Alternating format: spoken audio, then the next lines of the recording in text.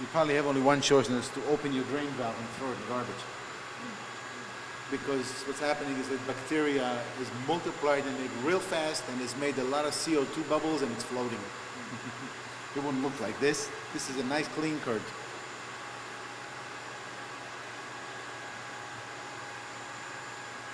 See, you can picture it. This is going to shrink a little and get harder. And you see, some pockets are getting. Usually I look for some big pieces and snap them in half. You got to be gentle with it though. You can't just do that.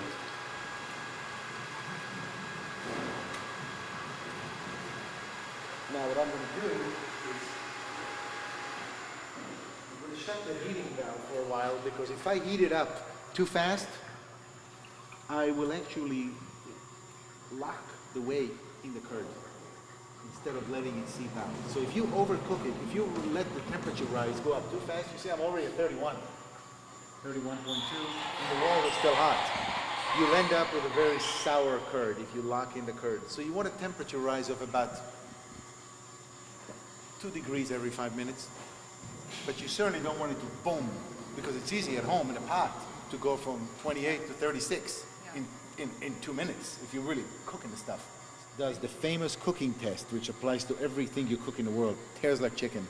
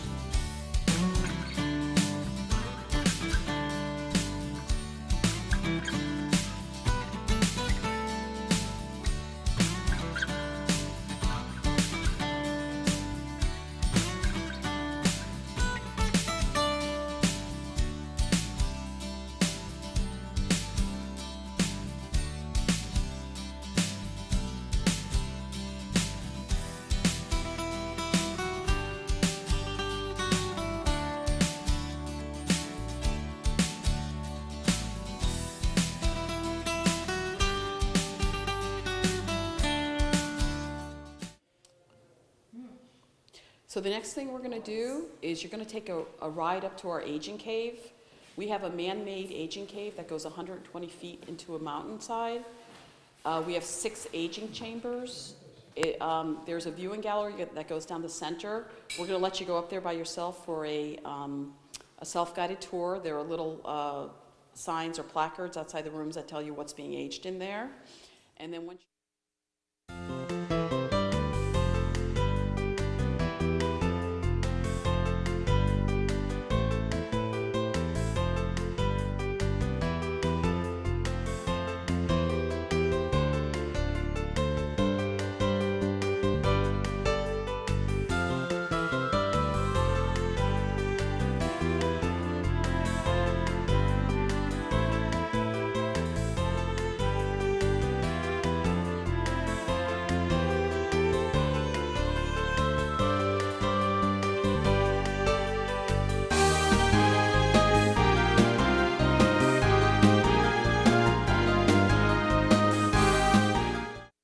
Alright, my name is René and I'm here from Austria. So this room is a multi-purpose room, so you can hardly any hard cheese you can get could be aged in this cave, in this room.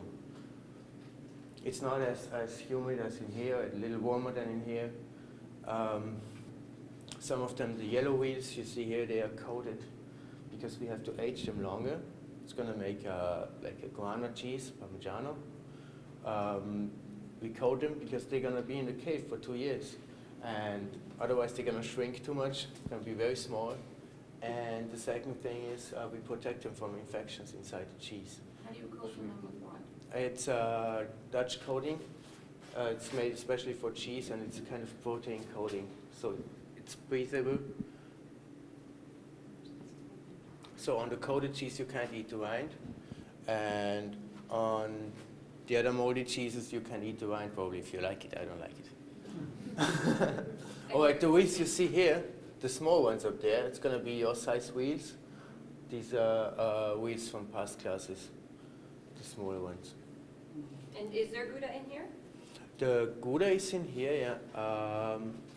I think it's these wheels here, the 5 were in the pretty empty shelf, and some more at the back you see. Then you see something funny here, this hanging. There's some hanging cheeses there. Yes. That's a the cheese they markets? make it in Italy. It's not a provolone. Provolone is aged hanging too, but this is a cheese called cascaval, which means like aged on the back of a horse. Saddlebags. Saddlebags, right? That's how it gets its name. Okay. And yeah, we make them. It's like the preparation that takes 2 days to make this cheese, and then maybe at least 8 or 9 months to age it. All right, that's Wow. pretty all about the cave now. Renee, the Yeah, debris, debris. what are they actually coated with? The brie is not coated. It's the natural bacteria outside. It's It's called. kind of a It's floury- the fuzzy thing is a bacteria. It's a mold called Penicillium candidum. So it's a penicillium mold, which is white. That's why the name Candidum from Latin means white. So it's just a natural mold outside, and these molds actually turn the cheese in kind of liquid. So you get it very soft and runny. And is the coating the exterior edible? Yeah, on the brie, of course. Every time my husband asks me, are you sure this is edible? I always tell him it's No, flour. on the brie, you can eat it, of course. That's the best thing about the brie. Good, because I've been doing it all my life. Can I ask you a question?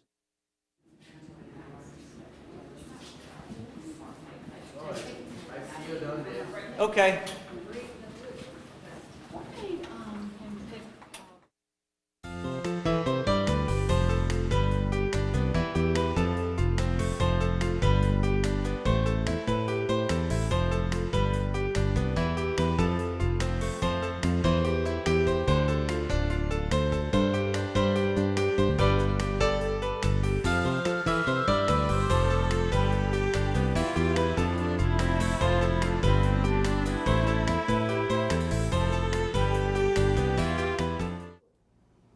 Hi, Chef David Martone here, Classic Thyme Cooking School, and we're back from Valley Shepherd Sheep Dairy and Creamery. And we're going to make some quick cheese dishes using some wonderful sheep's milk cheese and a little bit of cow's milk cheese as well. First thing we're going to do is we're going to start with a cheese that I have a bit of a hard time pronouncing. It's a Greek cheese, and it's called kefalograviera. And we're going to make a dish called, equally as hard to pronounce, saganaki. It's very simple. We're going to take this kefalograviera and we're going to slice it up, and we're going to layer it in our dish so that we can make some wonderful, it's really just a broiled cheese dish. So we're going to just slice this up, and you can see that this is a fairly soft table cheese. This is as simple as slicing up, and we're going to put it right under the broiler.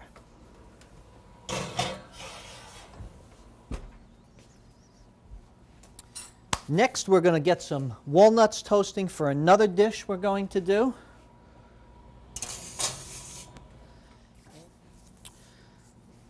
We're going to take our second cheese, Manori, and we're going to cube this all up and make a wonderful dish with Greek yogurt and honey and those toasted walnuts. And it's a good dish to serve with fruit as kind of an after dinner, or actually a starter. Another very soft, mild sheep's milk cheese, as well as the kefalograviera is a sheep's milk cheese as well. You can see how very soft this is. Okay, let's put this right in our bowl.